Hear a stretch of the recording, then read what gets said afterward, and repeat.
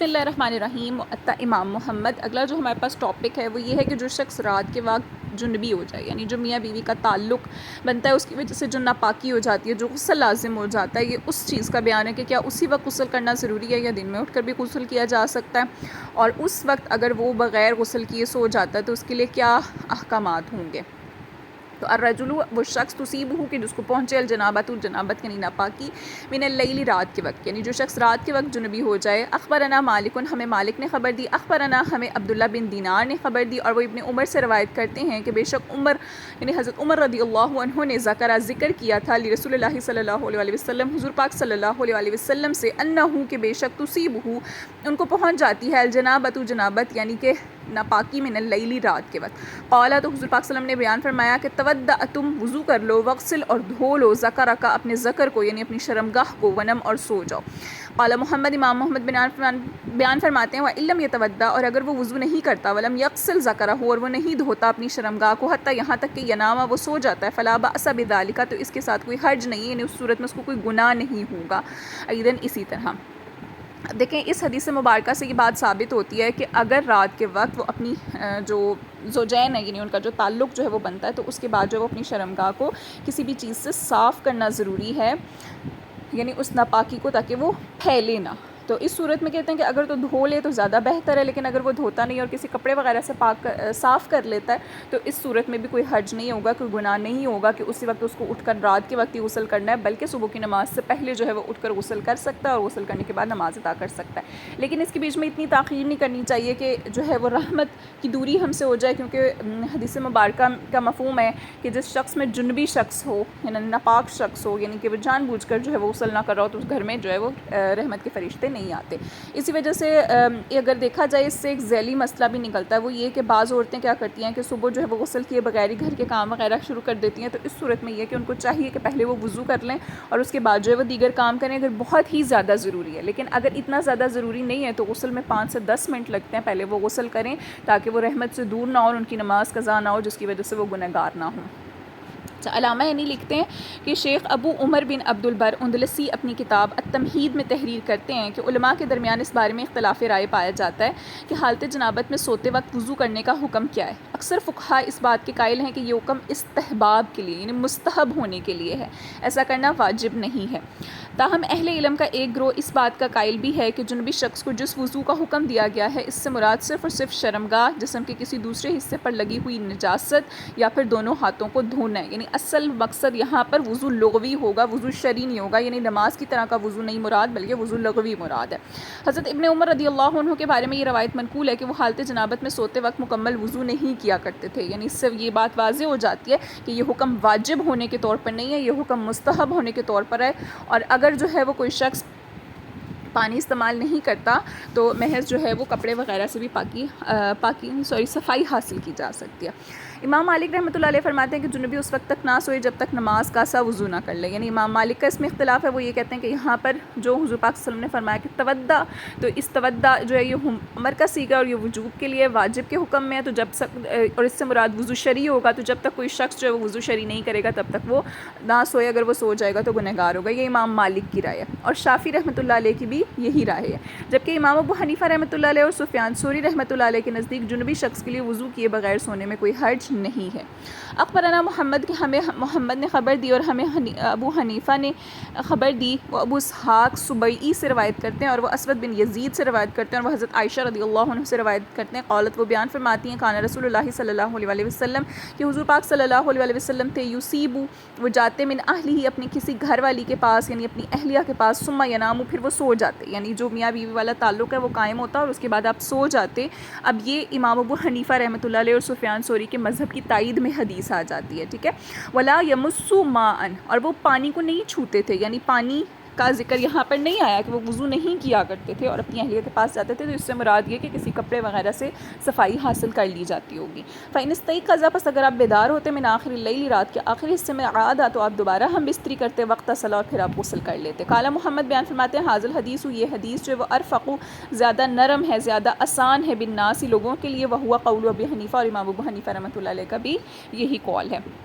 کیونکہ یہ کہا گیا نا کہ آسانی کی طرف جو ہے وہ آسانی کو اختیار کرو. اگر دو چیزیں تمہارے سامنے ایک مشکل اور ایک آسان ہو تو پھر آسانی کو اختیار کرنا چاہیے. تو ہمارے سامنے دو حدیثیں آ گئیں, ایک میں وضو کرنے کا ذکر ہے اور ایک میں وضو کرنے کا ذکر نہیں ہے, تو اس وجہ سے آسانی والی حدیث کو اختیار کرنا چاہیے. یعنی حضور پاک صلی اللہ علیہ وسلم کا بھی طریقہ کار یہی تھا کہ آپ سو جایا کرتے تھے. تو اس سے مراد یہ ہے کہ پہلی والی حدیث میں جو وضو مراد ہے وہ وضو لغوی ہوگا, وضو شرعی مراد نہیں ہوگا. آگے آ جاتا ہے الاغتسال یوم الجمعۃ, کہ جمعے کے دن غسل کرنا جو ہے وہ لازم ہوتا ہے یا نہیں ہوتا. تو اس کے بارے میں امام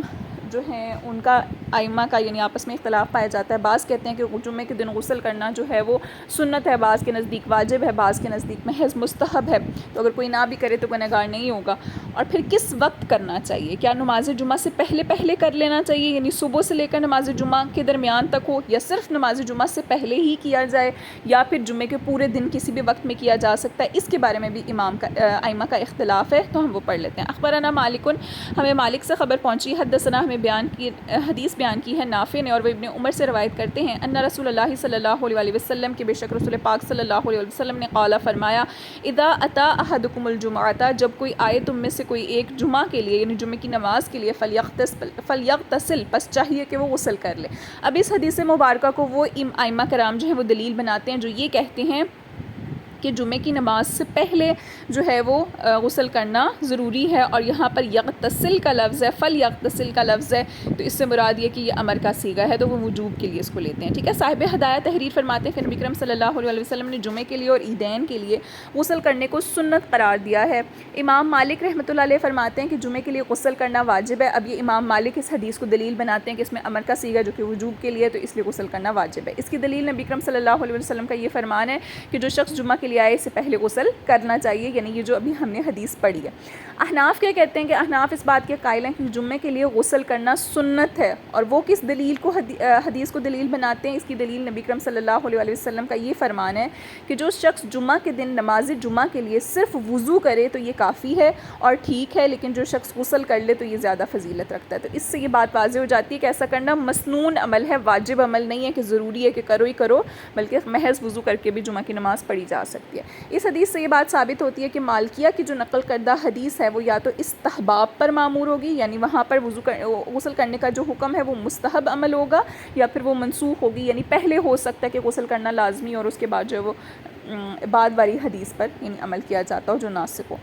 اب جمعے کے دن کس وقت غسل کرنا چاہیے؟ کہتے ہیں غسل کے لیے دوسرا مسئلہ یہ کہ وہ غسل کس وقت کیا جائے. اکثر کے نزدیک جو ہے وہ جمعے کے دن صبح صادق کے بعد سے لے کر یعنی فجر کی نماز سے لے کر نماز جمعہ کے لیے جانے سے پہلے تک کسی بھی وقت کیا جا سکتا ہے. فقہا اور مالکیہ یعنی امام مالک اس بات کے قائل ہیں کہ یہ غسل نماز جمعہ کے لیے مسجد کی طرف جانے سے پہلے کیا جائے, یعنی جمعے کی نماز جب پڑھنی ہے نا تو 12-1 بجے تک انسان جو ہے وہ غسل کرے. احناف اور مالکیہ کے نزدیک یہ غسل جو ہے وہ نماز جمعہ کے لیے مسنون ہے, یعنی سنت ہے, یعنی نماز جمعہ سے پہلے جو ہے وہ کر لیا جائے. یعنی احناف کے نزدیک جو ہے وہ کیا ہوگا کہ جمعے کی نماز سے پہلے کریں, کیونکہ جمعے کی نماز کے لیے غسل کو سنت قرار دیا گیا, اور امام مالک بھی اسی بات کے قائل ہیں. جبکہ جو دیگر فقہاء ہیں وہ یہ کہتے ہیں کہ نہیں, جمعے کے دن کو جو ہے نا وہ غسل کے لیے مسنون کہا گیا ہے, تو جمعے کا دن جو ہے وہ ظاہر سی بات ہے کہ مغرب تک جاتا ہے, تو مغرب سے پہلے کسی بھی وقت جو ہے وہ غسل کیا جا سکتا ہے. اخبرنا مالک, ہمیں مالک سے خبر پہنچی ہے, حدثنا ہمیں حدیث بیان کی ہے صفوان ابن سلیم نے, اور وہ عطا بن یسار سے روایت کرتے ہیں, اور وہ ابو سعید خدری سے روایت کرتے ہیں, ان رسول اللہ صلی اللہ علیہ وسلم کے بے شک رسول پاک صلی اللہ علیہ وسلم نے قال فرمایا, غسل یوم الجمعۃ, جمعے کے دن غسل کرنا واجب ہے, علی کل محتلم, ہر محتلم پر, یعنی جس کو احتلام ہوتا ہو, یعنی جو بالغ شخص ہو, ہر بالغ شخص پر فرض ہے. اب واجب کا لفظ یہاں پر جو آ گیا تو امام مالک اس حدیث کو اپنی دلیل کے طور پر استعمال کرتے ہیں کہ غسل کرنا جو ہے وہ واجب ہے, وہ سنت نہیں ہے. اخبرنا مالک جو ہے وہ بیان فرماتے ہیں, حدثنی کہ ہمیں زہری نے حدیث بیان کی, اور وہ ابن سباق سے روایت کرتے ہیں کہ بے شک رسول پاک صلی اللہ علیہ وسلم نے قال فرمایا, یا معشر المسلمین, اے مسلمانوں کے گروہ, ھذا یہ یوم دن ہے, جعلہ اللہ تعالیٰ نے بنایا ہے اس کو عیدن عید, للمسلمین مسلمانوں کے لیے, فاغتسلوا پس تم غسل کرو, ومن کانا اور جس کے کہ ہو اندہ اس کے پاس طیب خوشبو فلا یضرہ پس وہ اس کو کوئی نقصان نہ دیتی ہو، ان یمس منہ تو وہ اس کو چھو لے یعنی اس کو لگا لے، وعلیکم اور تم پر لازم ہے بالسواک کی مسواک کرنا۔ تو اب یہاں پر دو مسئلے ثابت ہو جاتے ہیں، ایک تو یہ کہ حضور پاک صلی اللہ علیہ وسلم نے ارشاد فرمایا کہ غسل کرو اور اس کے لیے امر کا صیغہ استعمال کیا گیا ہے، تو یہ اس چیز کی بھی دلیل ہو جاتی ہے کہ غسل کرنے سے مراد یہ ہے کہ جس طرح عیدین پہ غسل کرنا جو ہے وہ واجب کے حکم میں ہے، تو یہاں پر بھی واجب کے حکم میں ہوگا۔ بعض جو ہے وہ عیدین کے جو دن ہے اس کو بھی غسل کرنا مسنون قرار دیتے ہیں، تو یہاں پر بھی اس سے مراد مسنون ہوگا، اور یعنی اس سے مراد یہاں پر